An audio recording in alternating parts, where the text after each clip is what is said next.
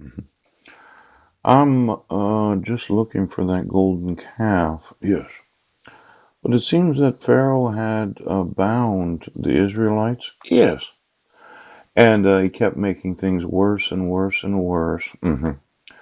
But then Moses decided that they were going to the promised land. Yes. And God spake all these words in Exodus 20. I am the Lord God, which have brought thee out of the land of Egypt, out of the house of bondage. Yeah.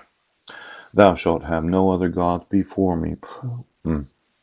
Thou shalt not make unto thee any graven image, or any likeness of anything that is in heaven above, or that is in the earth beneath, and that is in the water under the earth. Thou shalt not bow down thyself to them, nor serve them, for I, the Lord thy God, am a jealous God, visiting the iniquity of the fathers upon the children unto the third and fourth generation of them that hate me. Now, this concept of the third and fourth generation, yeah, I have spent quite a bit of time studying that. Yes. See, my great great grandfather Joe, yes, got stabbed, shot, and burnt up in his house. And from what I understand, he was a giant of a man. Poop. My grandfather, Edward Budnick, his whole estate was taken from my father and my grandmother, yes, without their knowledge, and after it had been probated, they couldn't do anything about it. Then there was my father, Paul Douglas Budnick, that died a one-legged biker. Pew! I was the actual executor of his estate. And I thought somebody had made a change to the actual Superior Court record of King County. Because in 96 is when I actually settled the estate. Yes. But somebody entered in a couple additional entries into that. Yes. That said in 98 the estate had been closed. Yes. Now, why don't we get the actual court records again of each and every individual, as well as all of those that are lawyers? Yeah, of the United States military. Poop. And then there was my own self. Yes. Where I went through an arbitration. Yes. And stole, and burn. Yeah. The rules of arbitration were not enforced. See, Shannon Miller, one day before the end of the 6 years, yes, had filed a complaint against me. Yes, she did. And I pointed out all these rules of arbitration that were not enforced. Yes. Now, I went through New York and then it ended up in, I think it was the East Coast, maybe Los Angeles.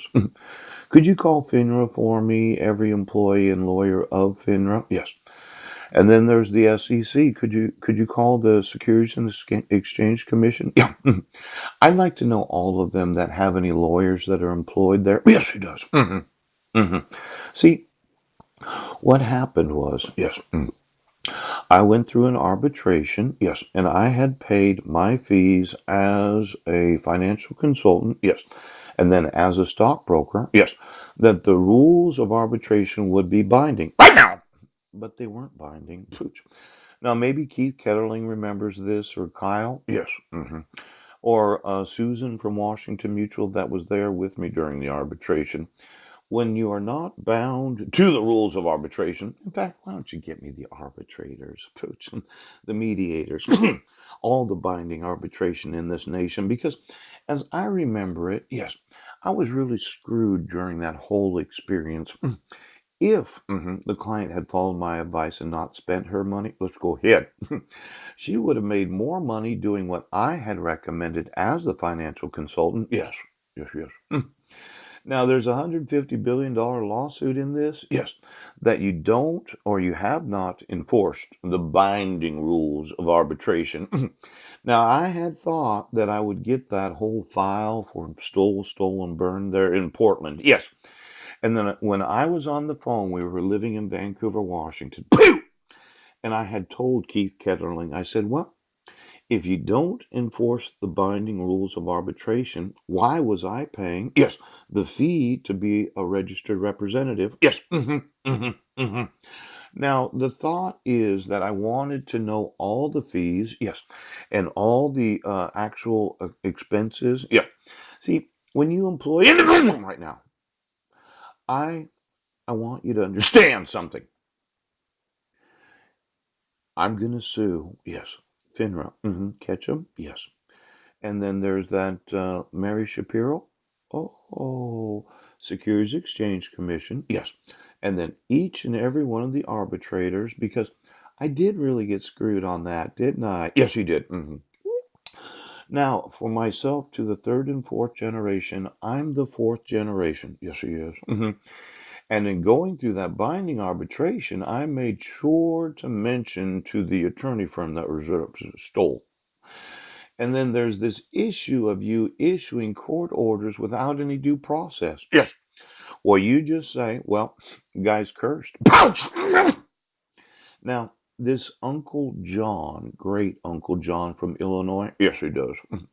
I thought there were a large number of Polish individuals that did live in Chicago. Yes. In fact, it might be the actual location of Horowitz's jewelry. Yeah. See, I thought a long time ago somebody had used some sort of curse on my family line.